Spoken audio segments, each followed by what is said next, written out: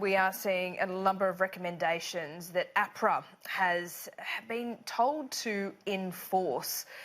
This is interesting given that the APRA has pushed back after this pretty damning review. Graham Samuels telling the Australian Financial Review today that he has, well, some of these recommendations handed down, can't actually be enforced, and it's unreasonable to expect APRA to enforce them. But certainly there is the spotlight on APRA at the moment.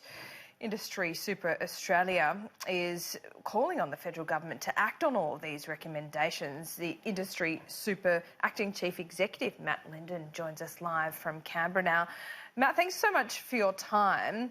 What is the number one recommendation for Industry Super that you would want to see implemented quickly?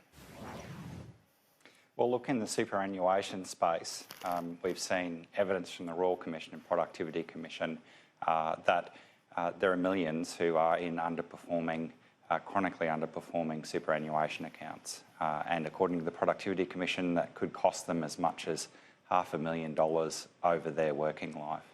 Now, this underperformance has been evident in the system for more than 2 decades. And really, the key task here for the regulator is to crack down on that underperformance, and we need to find a way to connect superannuation members to high quality funds. Why is that up to the regulator? Why don't the super funds do this in the first place?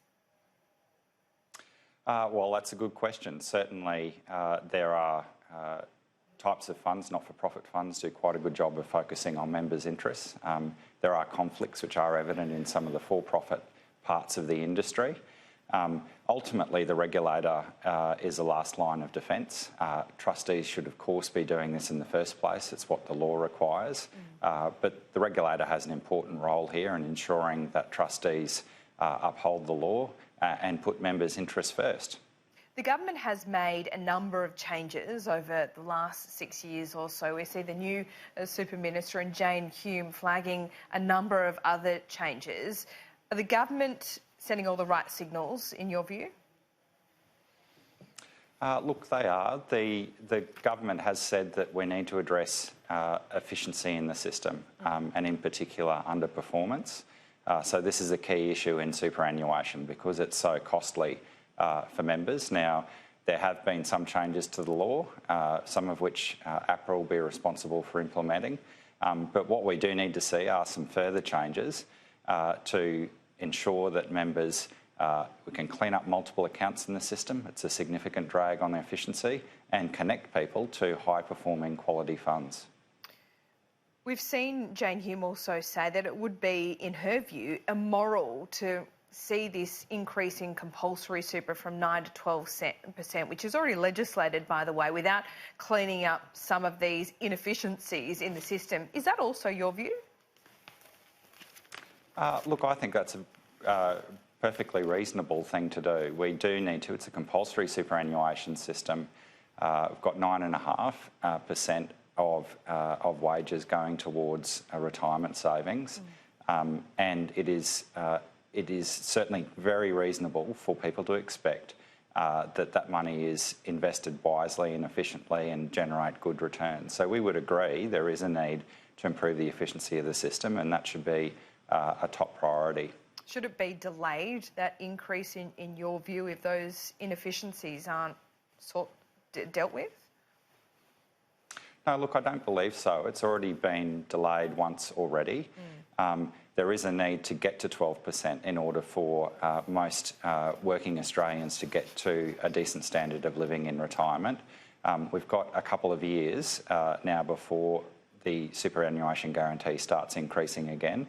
And in that time, we can use that time to address some of these issues with underperformance in the system and ensure that when that money does reach members' accounts, that they're getting good returns. Just in a more macro sense, if I could finish by asking you about how you see people having faith in the super system at the moment. It is really incredible, our super system, when you look around the world and see what other kind of pension schemes other countries have, and ours is second to none. But, you know, we have report after money being tied up in fees, and even yesterday, people continually dipping into their super to pay for things like IVF, for fat surgery. Is that something that should be clamped down on? And what is your overall view of the faith people have in the super? Well, look, I think Australians should have confidence in the system. It's working well for most people. Most people are in funds that are generating very good returns, but and globally, our system is among one of the world's best. So that's a positive thing. But we can always make it better and improve it, and we can see that there's some concrete things which can be done to do just that.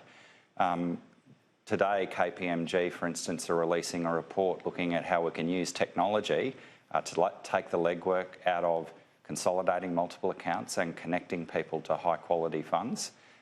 Things like that could make a tremendous improvement to Australians' retirement savings. They estimate $200,000 from having an automatic process of consolidating accounts when people change jobs and connecting them to high quality funds. So it's things like that that we need to look to improve outcomes for members in the system. Matt Linden, appreciate your time this morning. We'll speak to you soon. All right, thanks very much.